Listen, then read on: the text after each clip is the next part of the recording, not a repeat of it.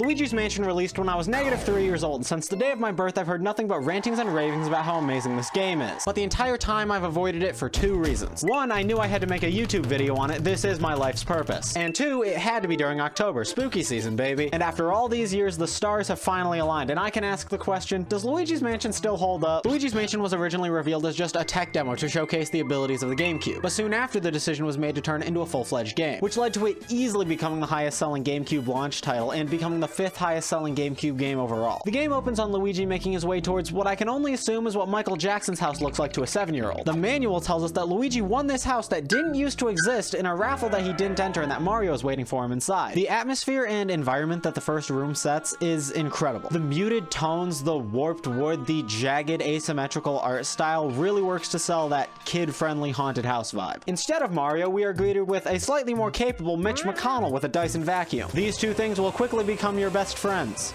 if you live in a Kentucky pet shop. Professor Gadd and the Poltergust 3000, a mad scientist who invented a super vacuum for hunting ghosts. With the assumption that Mario is missing, no, not that one, Luigi takes up the super vacuum and heads in to search for Mario. Upon returning to the mansion and talking with Toad, the main area becomes a sort of safe access point to the other areas of the house. All my homies love safe points in video games. The mansion is divided up into 4 sections, with the first one being incredibly short and acting as a sort of introduction to the game. Personally, this first area is probably one of my least favorite parts in the game. It's slow, the encounters are more annoying than anything, and I don't think the Luigi's Mansion team really thought about the implications of having a ghost baby. The ghost baby is also a boss baby, of course voiced by Alec Baldwin, but what it does do well enough is teach the player the gameplay and format that the game will follow and set up the atmosphere. It walks the player through solving puzzles, killing ghosts, solving puzzles to kill ghosts, and killing ghosts to solve puzzles. Again, all wrapping up with boss baby. One of my favorite things that this area establishes that's carried out throughout the rest of the game is that Luigi nervously hums along to the music that's played throughout the mansion.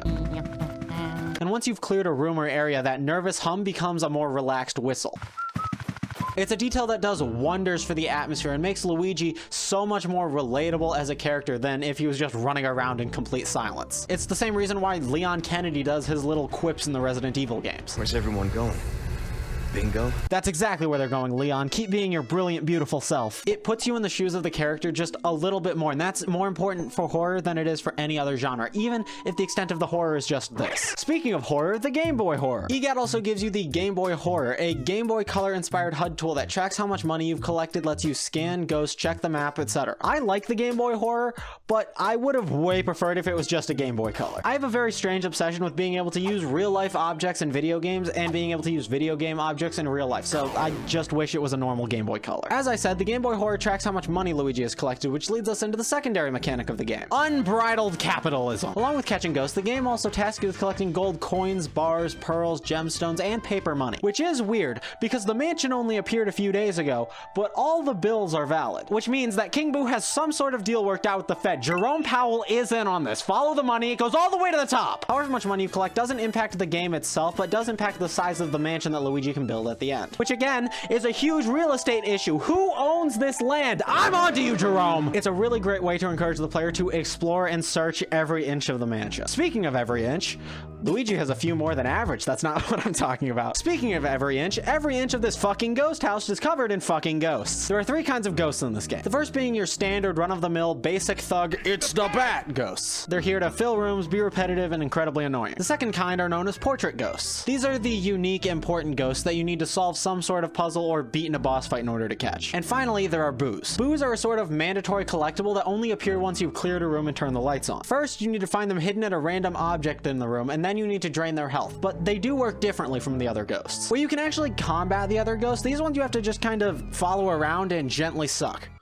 I know what I said. They can also move between rooms, which is super fucking annoying. But you don't actually get access to catching them until Area 2. Speaking of which, Area 2. Area 2 of this game is fucking money. It cuts the tutorial bullshit for the most part and just lets you play the game, which is where the game thrives. Progression is super linear, but because of how the house and puzzles are laid out, they kind of pull the wool over your eyes and make you think of it more as a Metroidvania as opposed to a linear puzzle game. Also, I would like everyone to know that I got the Music Ghost trivia thing right, which is important to me because I'm very bad at identifying what music comes from what games. Area 2 is also where element metals are introduced. Element metals allow Luigi to shoot various elements out of his vacuum. You know, fire, water, ice, uranium-235, etc. My one complaint about this area is that the boss makes no fucking sense and doesn't wrap into the story or have a unique design or personality or anything like that. After going outside for the first time and fighting this dog, you are sucked into the doghouse and brought to this graveyard that's never been mentioned, and then you fight a boss who hasn't been alluded to and looks like they just googled ghost and threw it in there and thought, people probably won't notice, and he teleports you somewhere random into the void that we've never seen before. I'm a big fan of the narrative principle of Chekhov's gun, which is that if something is shown as important earlier, it has to come into play later. I'm also a fan of the opposite of this, which is if something big is going to happen, it has to be alluded to prior, which I don't know if there's a name for that. This guy does neither of those and narratively just tells me, fuck, we need a boss right here. And none of the other boss or mini boss fights do this, so it kind of bugs me. And that leads us into Area 3. Area 3 is the best part of this game. Area 2 still had some like tutorial-y bullshit at the beginning of it.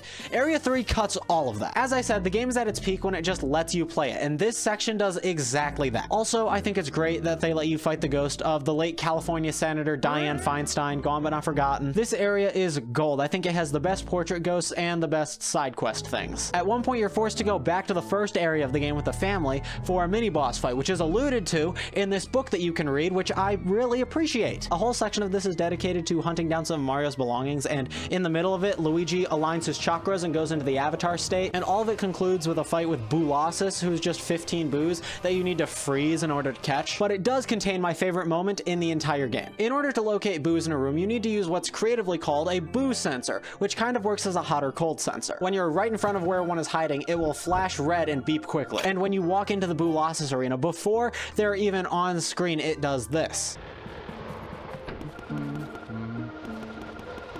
I love stupid bullshit that nobody cares about, and it's a great way to build tension and tell the player what they're about to go up against. And that leads us to Area 4. Area 4 is hot fucking garbage. All of the areas up to this point have been pretty connected with their locations, usually being made up of parts of, at most, 2 floors that are pretty close to each other. Area 4 is made up of half of the attic, the roof, and the basement. They make you go all the way up the stairs, and then shut off the power, and make you go all the way down the stairs, where they spawn a comical number of ghosts. Like, you can't avoid this. What the fuck?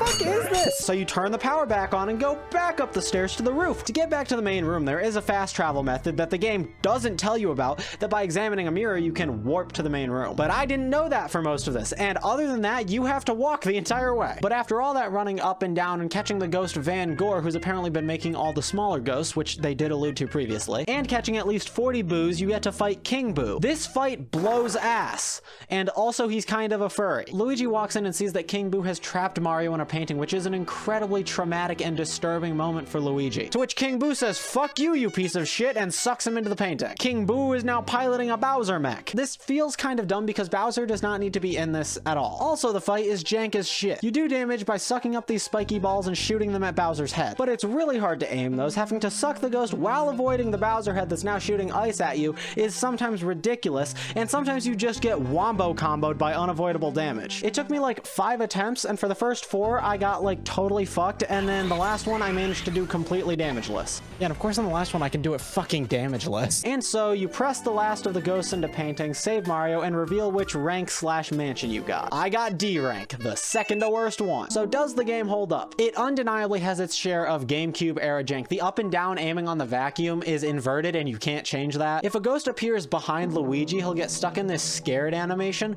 but the animation doesn't give you iframes, so if you're fighting more than one ghost, you'll just get fucking wombo comboed.